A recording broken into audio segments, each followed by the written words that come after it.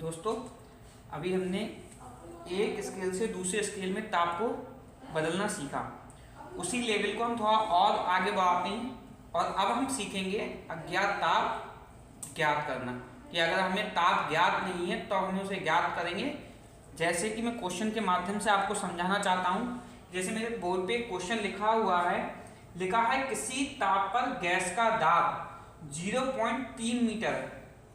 तो वो ताप हमें पता ही नहीं, वो कह रहा है किस ताप पर, यानी कि ताप नहीं पता है, हमें ये बताना है कि किस ताप पर दाब इतना होगा।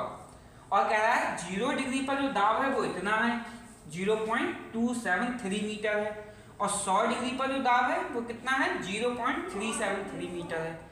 तो वो 0 डिग्री पर दाब पता है हमें इतना होता है, 100 डिग्री पे भी दाब पता है हमें इतना होता है। तो कह रहा है जो दाब है 0.3 मीटर कब होगा, यानी किस ताप पर 0.3 मीटर होगा, वो ताप हमें ज्ञात करना है। बहुत सिंपल सा क्वेश्चन है और इसके लिए एक फार्मूला होता है अज्ञात ताप ज्ञात करना। तो मैं आपके लिए फार्मूला लिखता हूं, अज्ञात ताप, इसको हम T से डिनोट कर सकते हैं। और मैं फार्मूला लिखता हूं, वैसे मैं कॉमन फार्मूला बताता हूं आपको, xt minus x0 x100 minus x0 और गुणा में कितना हो जाएगा 100। ये फार्मूला है। इसका मतलब क्या है, xt का मतलब है हमें ये वाला जो मान है वो ताप पे रखना है, इतने ताप पर कितना मान होगा। तो xt का मतलब है कि इतना, इसका जो दाब है, अगर यहाँ दाब है तो हम x की जगह p यूज कर सकते हैं कि pt, यहाँ पे लिख सकते हैं p0, यहाँ लिख सकते हैं p100 और यहाँ लिख सकते हैं p0। क्यों? क्योंकि ये क्या पूछ रहा है, दाब। आयतन की बात करेंगे तो यहाँ आयतन लिख देंगे, v लिख देंगे, क्योंकि आयतन को क्या बोलते हैं इंग्लिश में, वॉल्यूम। तो हम x की जगह v का यूज कर सकते हैं। तो उसके लिए अगर हम यहाँ पे मान लो यहाँ पे p दे रहा है तो इसके लिए हम इस तरीके से भी लिख सकते हैं, जैसे pt minus p0 minus p100 p0 गुणा 100।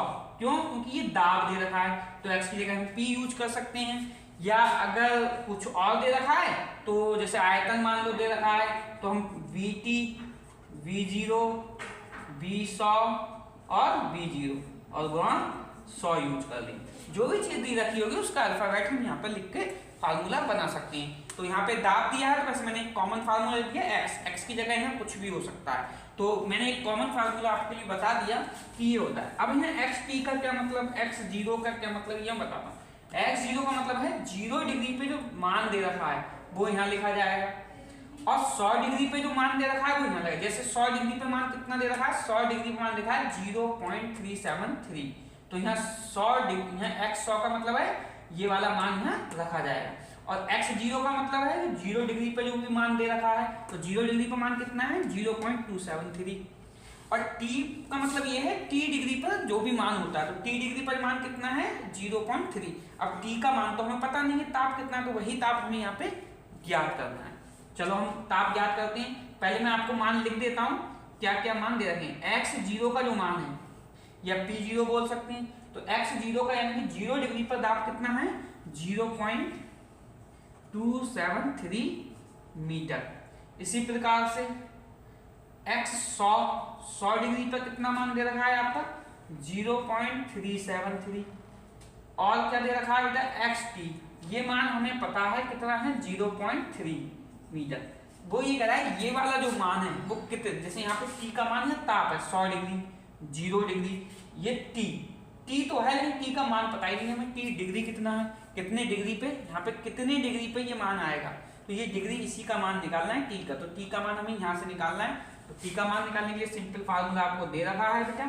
तो xt का मान हम लगा रहे हैं, xt का मान कितना दे रखा है, 0.3 माइनस 0 का मान कितना है, 0.273 बटे x100 का मान कितना है, 0.373 और इसका कितना है, 0.273 और गुणा में कितना लगाएंगे, 100।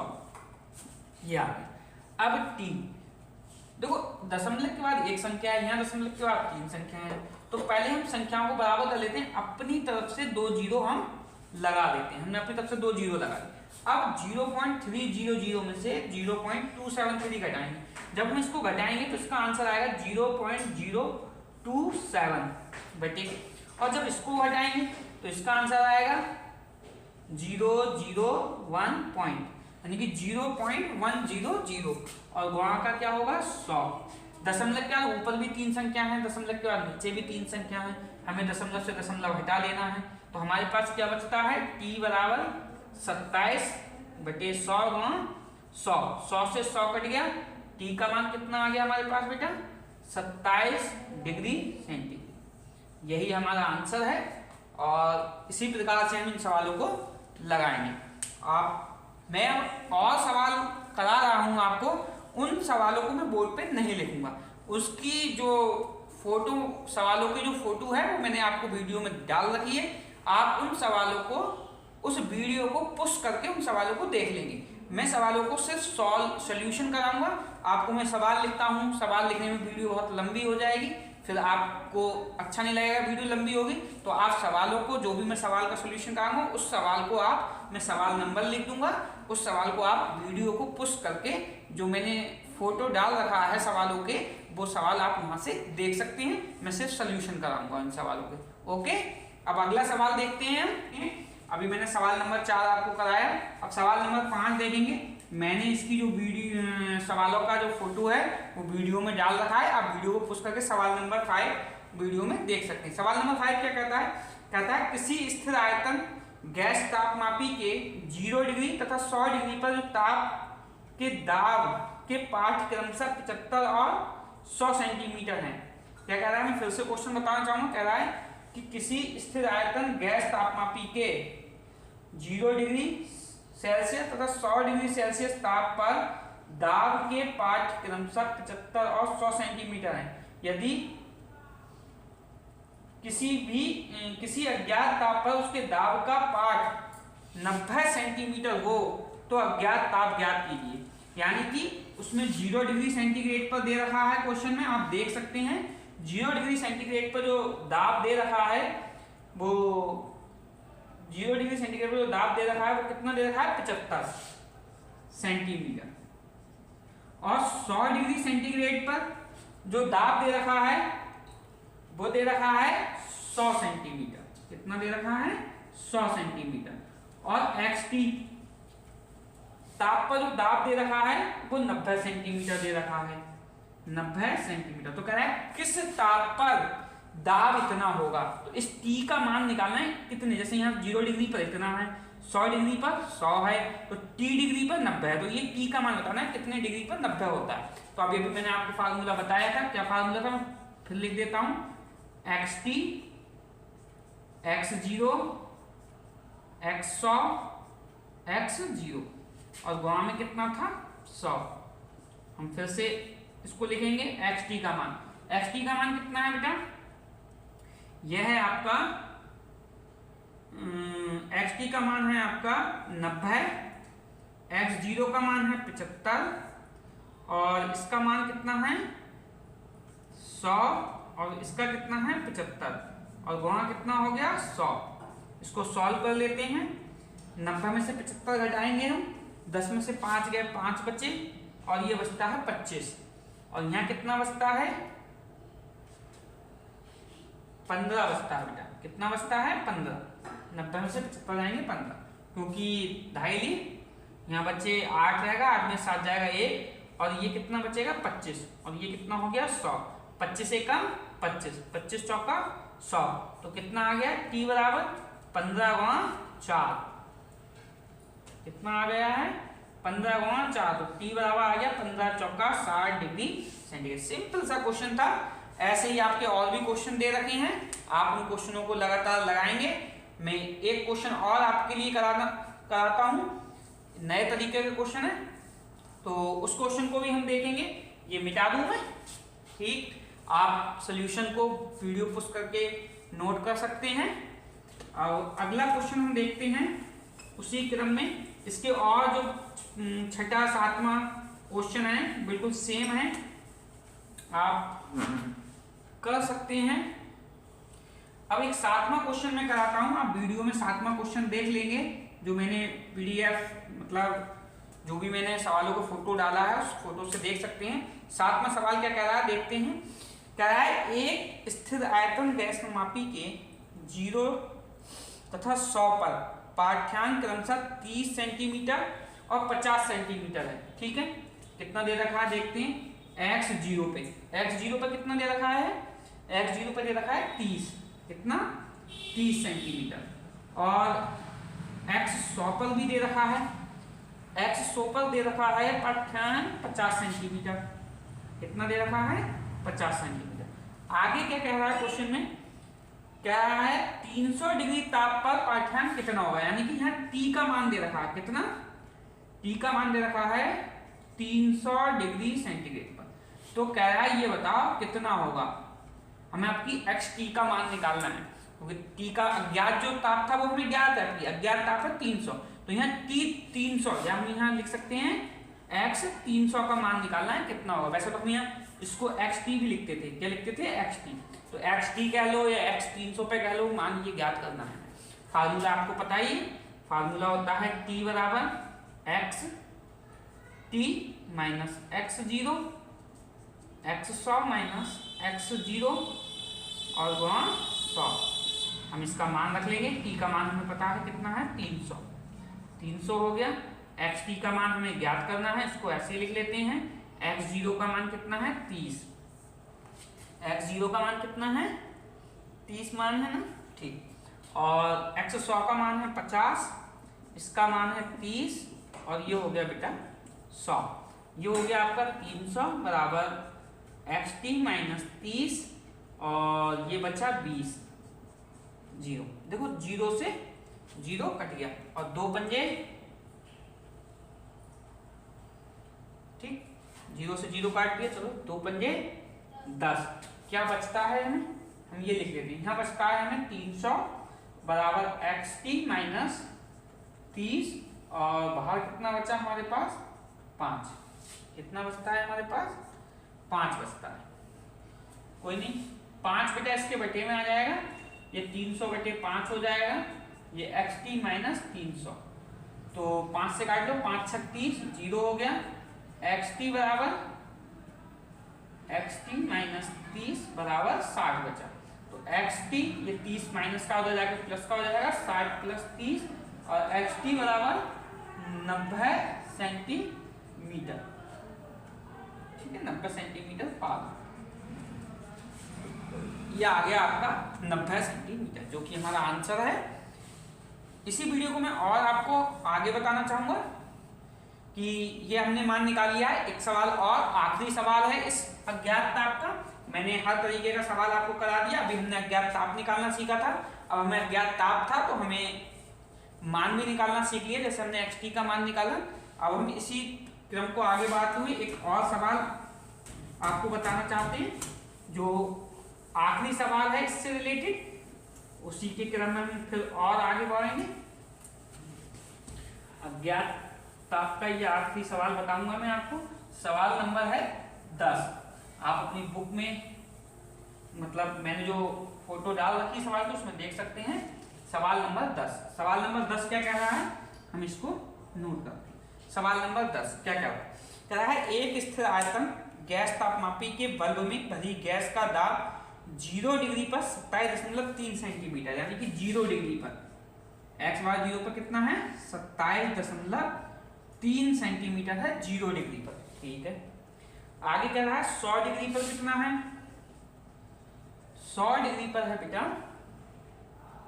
37.3, कितना है 37.3 है 100 पे, ठीक।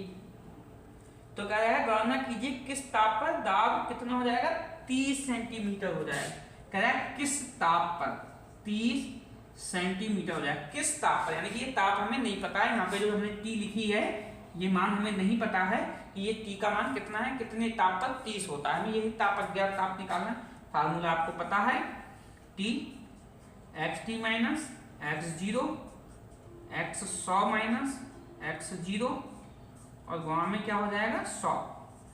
T बराबर xt का मान हम रखेंगे 30 माइनस 27.3 और ये हो जाएगा आपका 37.3, 27.3 और गुणा 100। जो भी मान थे हमने मान रख दिए देख के।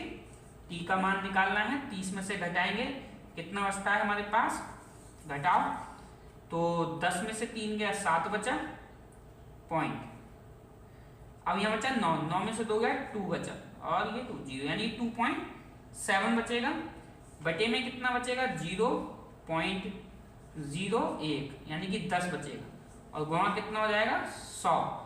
दशमलव से दशमलव कट गया तो t बराबर आ जाता है हमारे पास 27, 100 गुणा 100, 100 से 100 कट गया बराबर 27 डिग्री सेंटीग्रेड आंसर आ गया आपका। अब हमने अज्ञात ताप निकाल दिया। इसी क्वेश्चन में अगर आप उस क्वेश्चन को देखा होगा आपने अभी, तो उसी क्वेश्चन में एक बात और पूछा है, कह रहा है दाब गुणांक भी ज्ञात कीजिए। तो मैं इसीलिए मैंने ये सवाल लिखा था। वैसे तो अज्ञात ताप में निकालना आपको सिखा ही दिए, लेकिन इसी सवाल में एक क्वेश्चन और पूछा है, कह रहा है दाब गुणांक बताओ। क्या बताना है हमें, दाब गुणांक बताना है कितना होता है। तो इसके लिए फार्मूला होता है दाब गुणांक बराबर होता है अल्फा पी और PT minus P0 into T गुणा P। मैं आपको दाब गुणांक बता रहा था, तो क्या था, अल्फा P बराबर PT minus P0 into T। ये जो अल्फा P है, ये जो अल्फा P है इसी को दाब गुणांक बोलते हैं। फार्मूला होता है इसका, हमें दाब गुणांक निकालना है अल्फा P।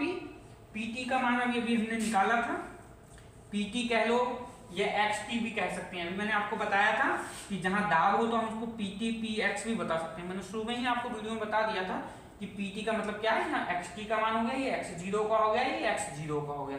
मान नहीं है बस हम P भी लिख सकते हैं या X लिख सकते हैं, दोनों में से कुछ भी लिख सकते हैं। PT का मान कितना है 30, इसका मान कितना है बेटा, P0 का मान है 27.3, ये हो गया 27.3 गुणा T का मान अभी हमने निकाला था, कितना आया था 27 अल्फा P।